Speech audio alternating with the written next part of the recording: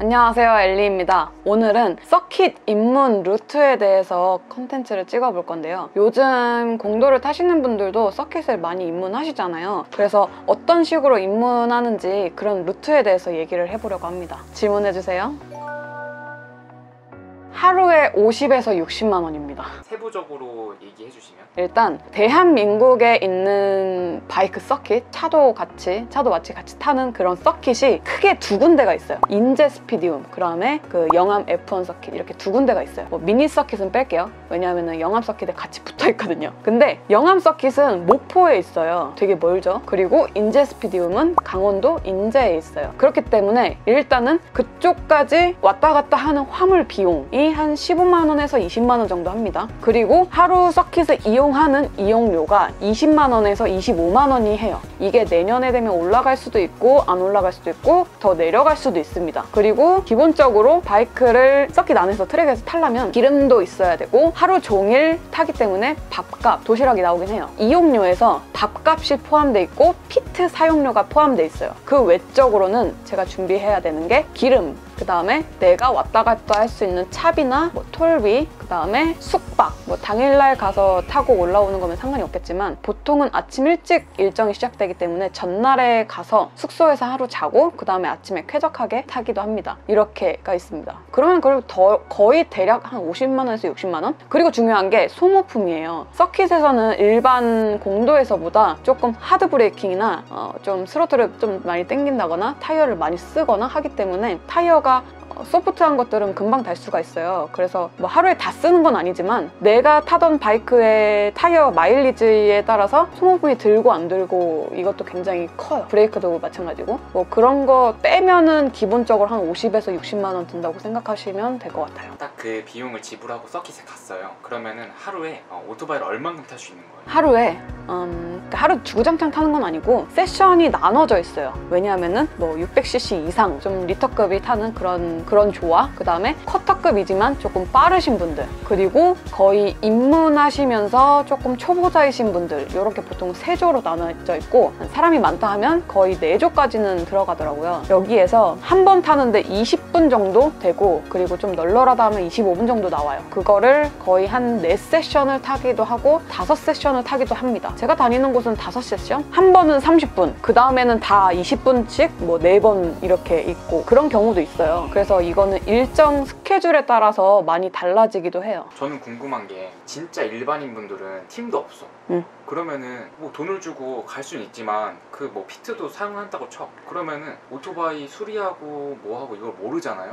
이런 분들은 어떻게 접근하셔야 되는 거예요? 각 프로모터가 있어요. 그 행사를 주최하는 각 프로모터가 있는데 그 프로모터에 먼저 문의를 해보시는 걸 권장드려요. 왜냐하면은 서킷이라는 곳이 내가 그냥 가서 돈 주고 탈 수 있는 곳이 아니에요. 확실하게 얘기하면은. 왜냐하면은 거기 서킷에서 지켜야 되는 그 서킷만의 규정들도 있고, 그리고 다른 라이더들에게 피해를 주지 않을 그런 규정들도 있기 때문에 먼저 규정을 숙지하는 게 첫 번째 단계라면은 그 다음에는 일정을 조금 원활하게 진행을 할 수 있도록 누군가가 옆에서 조금 도와줘야 돼요. 왜냐하면 난 거기 혼자 처음 가니까. 그런 분들이 대개는 팀으로 움직여요. 그렇기 때문에 프로모터에 문의를 주시면은 그 가까운 지역이나 아니면은 내가 바이크를 샀던 센터에서 활동하시고 계시는 팀분들에게 이렇게 인계를 해줘요. 네, 연결을 해주시면은 그 팀원분들이 조금씩 이렇게 도와주시긴 하셔요. 그래서 먼저 첫 번째는 신청을 하기 앞서 프로모터에 문의를 주시면 됩니다. 그럼 팀원분들에게 연계가 됩니다. 그러면은 안전하게 신청을 하시면 돼요.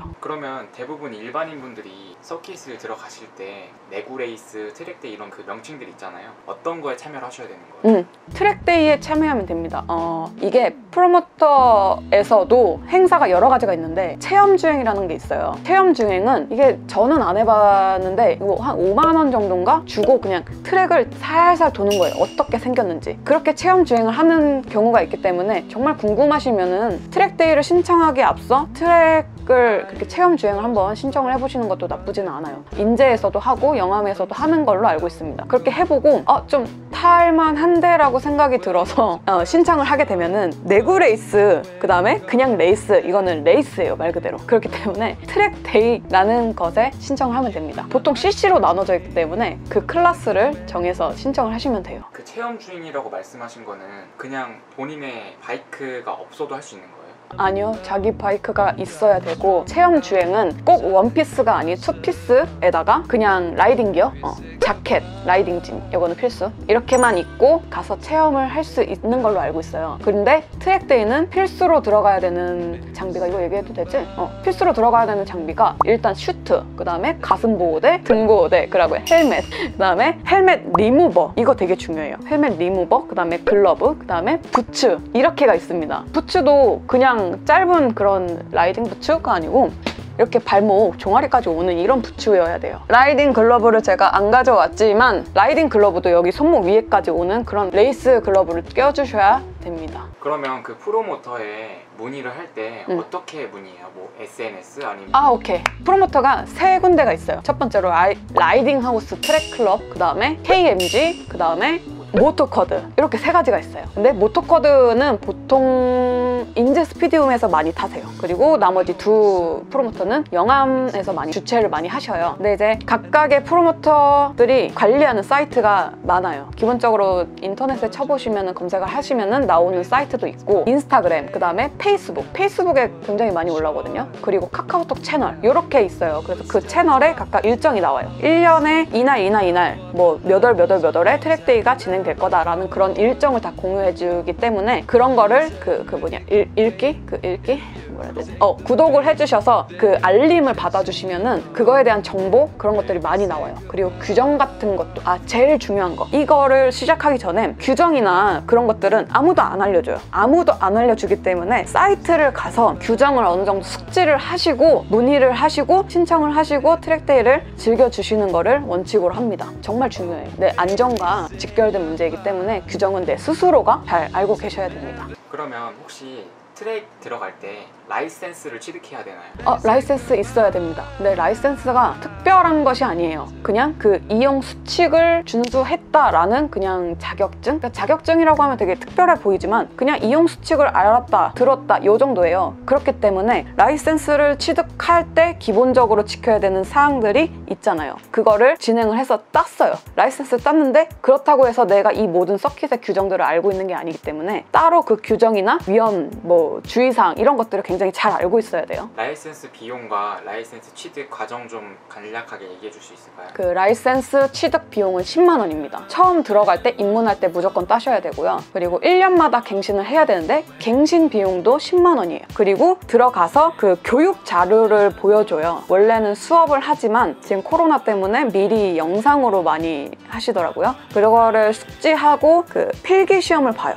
예를 들어서 정말 중요한 몇 가지가 있어요. 진짜 피트 로드에서는 이런 이름들도 다 알아야 되지만 피트 로드에서는 몇 킬로, 나갈 때 수신호를 어떻게 해야 되는지, 그리고 깃발을 기본적으로 알아야 되는 그 수신호, 그런 것들 이렇게 시험을 보는데, 그렇게 필기를 보고 합격했다 하면은 실기를 준비해서 실기를 합니다. 실기에서는 주로 깃발 종류가 어떤 의미를 갖는지 그거에 대해서 해요. 왜냐하면은 서킷 안에서 굉장히 위험 요소가 있다 그러면은 그 라이더에게 알려줘야 하기 때문에 깃발을 흔들어요. 소리를 지르면 안 되기 때문에 못 듣잖아요. 그러니까 깃발로 거의 다 수신호를 알려주기 때문에 깃발의 종류를 잘 알아야 돼요. 그래서 실기 주행 때는 거의 깃발 이렇게 시험을 봅니다. 서킷에 입문할 때 바이크는 어떻게 준비해야 되나요? 바이크는 이제 공도에서 타는 바이크랑 서킷에서 타는 바이크가 다른 건 아니에요. 같은 바이크이긴 한데 서킷에서 조금 전도했을 때 위험사항을 조금 줄이기 위해서, 그러니까 다른 라이더들에게 피해를 주지 않기 위해서 준비를 해야 되는 게 있어요. 일단 사이드미러를 탈거해야 돼요. 사이드미러 탈거하고, 왜냐하면 전도됐을 때 거울이 깨지면은 이제 트랙 손상을 불러일으키기 때문에 탈거를 해주시고, 라이트 같은 부분에 테이핑을 해주셔야 돼요. 테이핑을 해주시고, 그거는 테일등과 옆에 깜빡이 다 포함이에요. 사이드 스탠드는 그냥 그대로 달고 들어가셔도 됩니다. 그리고 중요한 것도 있어요. 그 오일캡에, 이거는 혼자서는 못하겠지만 센터에 가서 얘기를 해주시거나 아니면은 프로모터 측에서 연계된 그 팀에서 이제 조금 해주실 수도 있는데, 전도됐을 때 오일캡이 떨어져 나갔을 때 그 누유를 막기 위해서 이 와이어를 해주셔야 돼요. 그리고 만약에 액션캠을 달았다 하면 거기에다가도 와이어를 해주셔야 되고, 근데 이런 와이어를 하는 그 장비들이 없기 때문에 처음에는 센터에다 부탁을 해서 가기 전에 정비를 먼저 봐주시는 것도 좋을 것 같고, 아니면은 가서 이제 그 팀원분들한테 부탁을 해서 해주시는 게 좋습니다. 바이크가 없을 때는 어떻게 해요? 바이크가 없으신 분들이 만약 서킷 경험을 해보시고 싶다 하시는 분들은 지금 렌탈 서비스도 돼 있어요. 그래서 그 렌탈 서비스가 있는 곳이 KMG거든요. 문의를 드려서 렌탈을 한번 해보시고 경험을 해보시면 됩니다.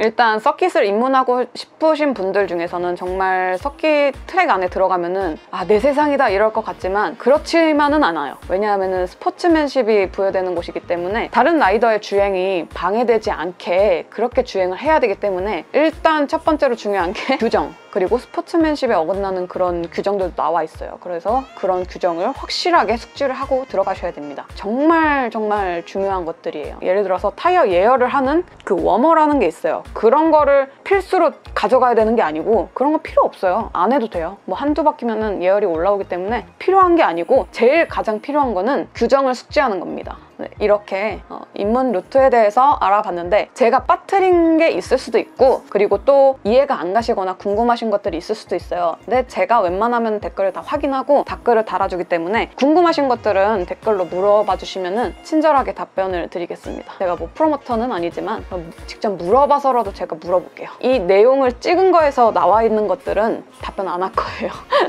네, 그럼 이렇게 서킷 입문 루트에 대해서 얘기를 해봤는데요. 좀 내 성향이 조금 이런 쪽이다 하시면은 경험을 해보시는 것도 굉장히 좋아요. 재밌으니까 안전하게 입문을 해주시면 되겠습니다. 그럼 다음에 더 재밌는 컨텐츠로 찾아뵐게요. 안녕.